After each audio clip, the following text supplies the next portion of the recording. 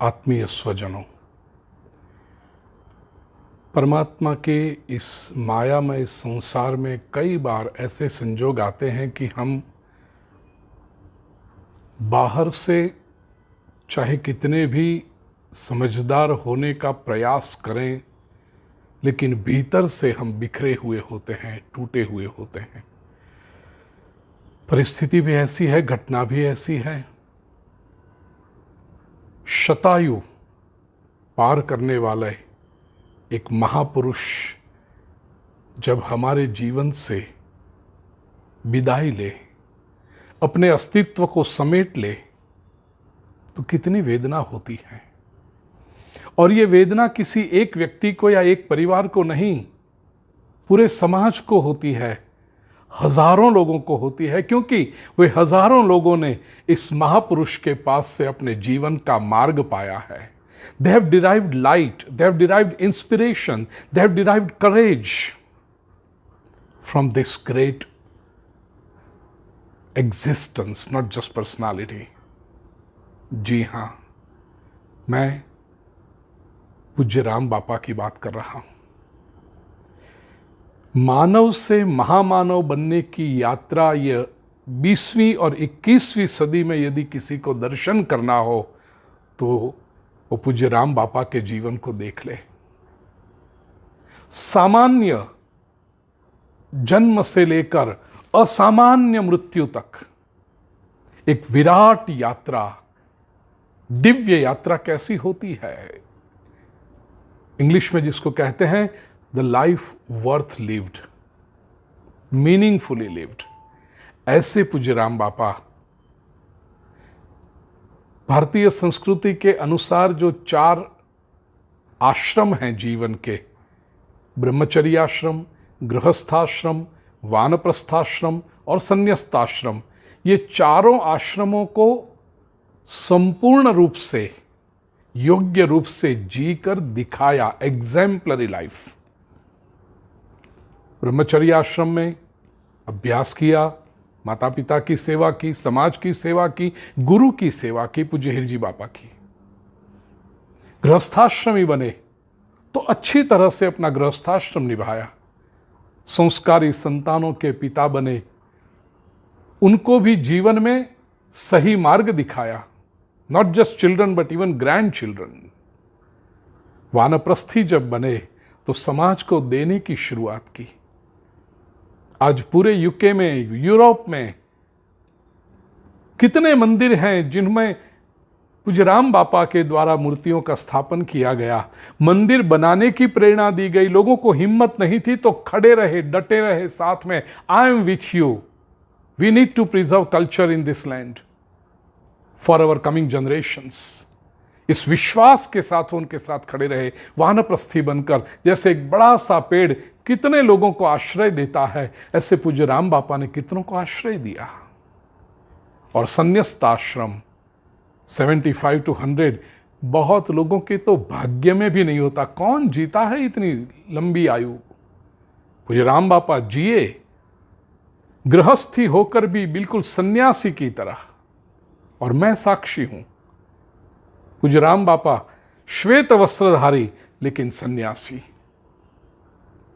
ज्ञान और वैराग्य का अद्भुत समन्वय पूज्य राम बापा में। रामचरितमानस की चौपाइयां कंठस्थ बहुश्रुत व्यक्ति। हमारी भारतीय संस्कृति में वेल रेड को बहुत महिमा नहीं है, वेल हर्ड, जिसने बहुत कुछ सुना है। जीवन का अनुभव कितना समृद्ध है उनका। तो ज्ञान भी था और वैराग्य अनअटैच्ड। उनका प्रेम भी मैंने पाया है, लेकिन वो प्रेम बाहर से, लोगों के साथ व्यवहार में। जैसे आपको लगेगा उनसे मिलो तो लगे जैसे कोई समंदर आपको आलिंगन देने के लिए आ रहा है। As if you are embrace, an ocean is embracing you. प्रेम का समुंदर। लेकिन भीतर से पूज्य राम बापा बिल्कुल अनअटैच्ड। क्यों? क्योंकि केवल देना जानते थे, किसी से कोई अपेक्षा नहीं रखी। कोई कुछ दे जाए ये उन्होंने सोचा ही नहीं। मैं सिर्फ किसको क्या दे सकूं बस। और मैं इसका साक्षी हूं प्रिय स्वजनों। मैंने उनका प्रेम अनुभव किया है, मैंने उनके वैराग्य का अनुभव किया है। ज्ञानियों के प्रति, ब्राह्मणों के प्रति, संतों के प्रति, विशेष करके विद्वानों के प्रति उनका जो प्रेम, उनका जो आदर, जब भी मुझसे मिलना हो, मैं उनके दर्शन के लिए आदरणीय भारती बहन के साथ में जब घर पे जाऊं, इतना आनंद उनको होता था। मेरे चरण स्पर्श करने के लिए आते थे। मैं कहता था, बापा नहीं, आप बड़े हैं, आप मुझसे बुजुर्ग हैं, नहीं आप ब्राह्मण हैं, आप विद्वान ब्राह्मण। कितना गौरव उनके हृदय में था। मैंने स्वयं अपने दादा को तो देखा नहीं, लेकिन पूज्य राम बापा से जब जब मिलना होता था, मुझे ऐसा लगता था मैं मेरे दादा से मिल रहा हूं।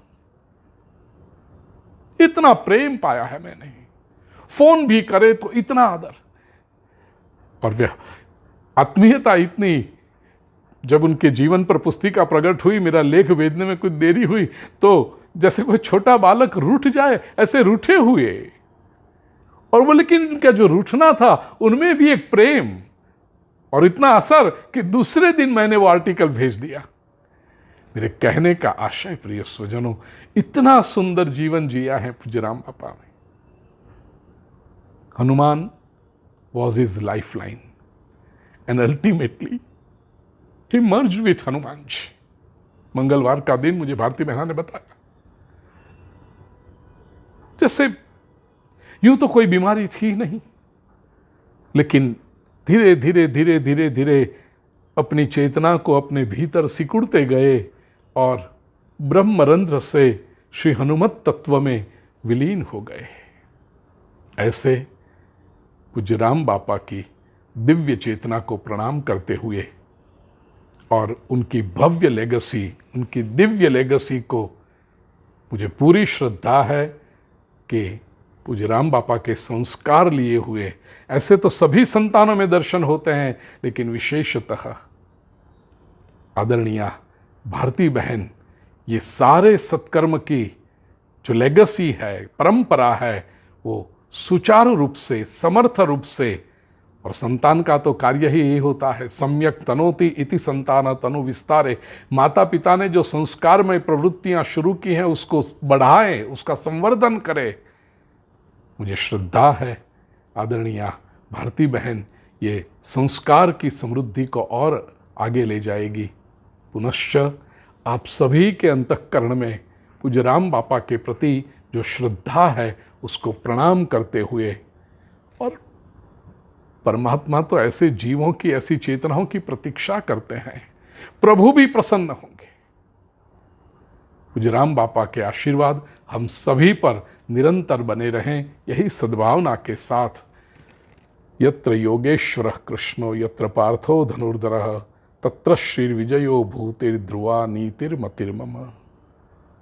जय सिया राम, जय हनुमान, जय श्री कृष्ण।